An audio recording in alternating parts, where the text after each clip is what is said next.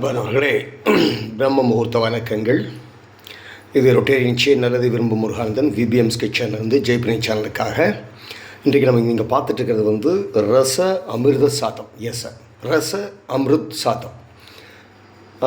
இது என்ன விசேஷம்னா, இது பழைய சாதத்தை நம்ம மீந்து போன பழைய சாதத்தில் தயார் பண்ணுறோம். சாப்பிட்றதுக்கு அவ்வளோ சுவையாக இருக்கும், அற்புதமாக இருக்கும். அந்த மாதிரி ஒரு சட்டியை ஒரு குக்கரை அடுப்பில் வைங்க.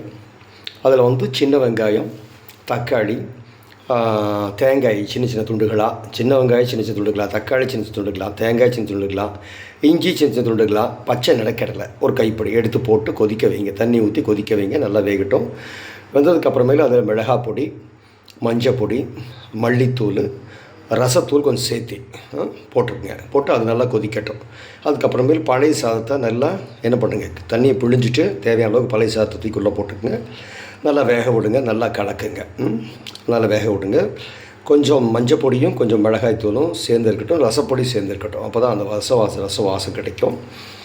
இது நல்லா ஒரு 10 நிமிடம் இது வெந்தது அப்படின்னா, ஆல்ரெடி வெந்தது தான்.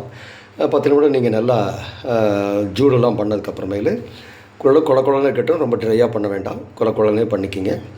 அப்புறம் அதில் 2 கரண்டி எண்ணெய் அது மேலே கடைசியாக ஊற்றணும். முதல்ல ஊற்றக்கூடாது. முதல்ல எண்ணெய் ஊற்றினா எண்ணெயோட குணங்கள் கெட்டு போயிடும். அதனால் கடைசியாக ஊற்றிக்கிறோம்.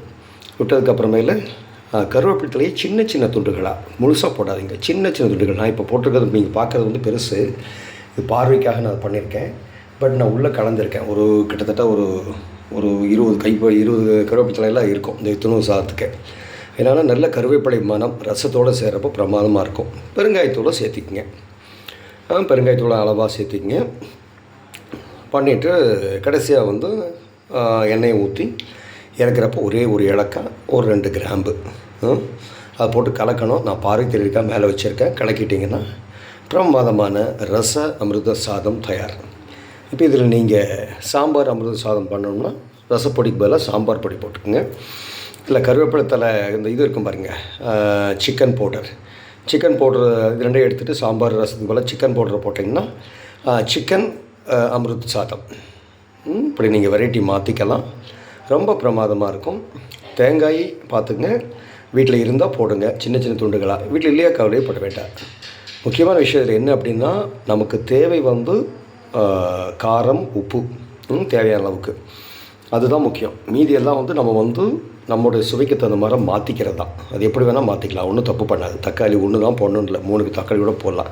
எனக்கு தக்காளி பிடிச்சிருக்கு, தக்காளி சேர்த்திக்கங்க. எனக்கு கருவேப்பிலை பிடிச்சி கருவேப்பிலை அதிகமாக சேர்த்திக்கங்க. எனக்கு ரசப்பொடி போட்டு சேர்த்து போட்டுக்கோங்க. எது உங்களுக்கு தேவைப்படுதோ அதை அதிகமாக சேர்த்தினீங்கன்னா நீங்கள் எதிர்பார்க்குற சாதம் தயார். நீங்கள் கஷ்டப்பட வேண்டிய அவசியமே இல்லை. ஐயோ எனக்கு இந்த டேஸ்ட் இல்லையே அப்படின்ட்டு. டேஸ்ட்டு நீங்களே உருவாக்கிக்கலாம், உங்கள் டேஸ்ட்டுக்கு நீங்களே மாற்றிக்கலாம். முக்கியமானது அந்த புளிப்புத்தன்மை, அந்த உப்பு, அந்த காரம், அந்த துவர்ப்பு, இதனாலே கொடுத்தீங்கன்னா சரி. இதில் நான் பிரியமாக என்ன பண்ணணும்னு கேட்டிங்கன்னா, நாட்டு சக்கரை சேர்த்திக்குவேன். எனக்கு கொஞ்சம் ஸ்வீட்டாக இருக்கணும். அப்போ இது நாட்டு சக்கரை சேர்த்திங்கன்னா எனக்கு ஸ்வீட்டான சாதமும் தயார். இப்படி ஒரே சாதத்தை நீங்கள் பல வகைகளில் மாற்ற முடியும். காரமான சாதமாக மாற்றலாம், இனிப்பான சாதமாக மாற்றலாம், துவர்ப்பான சாதமாக மாற்றலாம். சில பேருக்கு உப்பு பிடிக்கலாம், உப்பான சாதமாக கூட நீங்கள் மாற்றிக்கலாம். ஸோ இப்படி வேணால் நீங்கள் மாற்றிக்கலாம் ஒரே சாதத்தை. இந்த ரச அமிர்த சாதத்தை சாப்பிட்டுட்டு கமெண்ட் பண்ணுங்கள். நிச்சயம் இது உங்களுக்கு பிடிக்கும். மீந்து போன சாதத்தை நீங்கள் கீழே எறிய வேண்டிய அவசியம் இல்லை. காலையில் யார் சாப்பிட்றதுன்னு சண்டை கட்ட வேண்டிய அவசியம் இல்லை. எல்லாருமே சாப்பிட்லாம். இது அந்த மனம் அவ்வளோ சுவையாக இருக்கும். அப்படி பாருங்கள், போய் என்னால் நிற்க முடியல, அவ்வளவு ஜம்முன்னு இருக்குது. நல்லா செஞ்சு சாப்பிடுங்க. எதையும் வீண் பண்ண வேண்டாம். ஏன்னா இருக்கக்கூடிய காலகட்டங்கள் மோசமாக இருக்குது. வருமானம் எல்லா பக்கம் குறைஞ்சிட்டு வருது. அப்போ நம்ம எதையுமே விரயம் செய்வதற்கான வாய்ப்புகளே நமக்கு இல்லாமல் போச்சு. அதனால் இப்படி அந்த சாதம் செஞ்சு சாப்பிட்டு எனக்கு கமெண்ட் பண்ணுங்கள். எதையும் வீண் பண்ண வேண்டாம். எதுவாக இருந்தாலும் அதை மிக சுவையான உணவாக மாற்ற முடியும். அதுக்கு நீங்கள் தொடர்ந்து விபிஎம்ஸ் கிச்சன் ஜெய்பினி சேனலை பார்த்துட்டே இருங்க. இது வரைக்கும் 70 வெரைட்டிகள் நான் போட்டிருக்கேன். எல்லாம் வித்தியாசம், ஒன்றுக்கும் வித்தியாசமானது. எல்லாம் செஞ்சு சாப்பிடுங்க. நல்ல ஆரோக்கியமான உணவுகள் பாருங்கள். நம்ம பச்சை நிலக்கடலை சேர்த்திருக்கோம், தேங்காய் சேர்த்திருக்கோம், சின்ன வெங்காயம் சேர்த்திருக்கோம். இதெல்லாம் தான் அமிர்த உணவுகள். இப்படியெல்லாம் சேர்த்திக்கிறப்போ என்ன ஆகும், இந்த சாதத்தை சாப்பிட்றப்போ உடம்புல அவ்வளோ புஷ்டி, அவ்வளோ தேக பலம், அவ்வளோ ஆரோக்கியம் கிடைக்கும். ரெண்டாவது சுத்தமாக இருக்குது. ரெண்டாவது நம்ம கைப்பட செய்கிற, எப்பவுமே நம்ம கைப்பட செஞ்சு சாப்பிட்டோம்னா அதனுடைய சுவையே 1,00,000 மடங்கு. அதுக்கு ஈடு இணையே இல்லை. சொந்த தாய் கூட அந்த சுவையை உங்களால் தர முடியாது. ஏன்னா உங்களுடைய உணர்வுகள் உங்களுக்கு தான் தெரியும். ஸோ உங்களுக்கு தகுந்த மாதிரி நீங்கள் உங்கள் உணவை செய்யுங்க. அதுக்கு நான் வழிகாட்டுறேன். நான் ப்ரோக்ராம்ஸ் நடத்திட்டுருக்கேன்.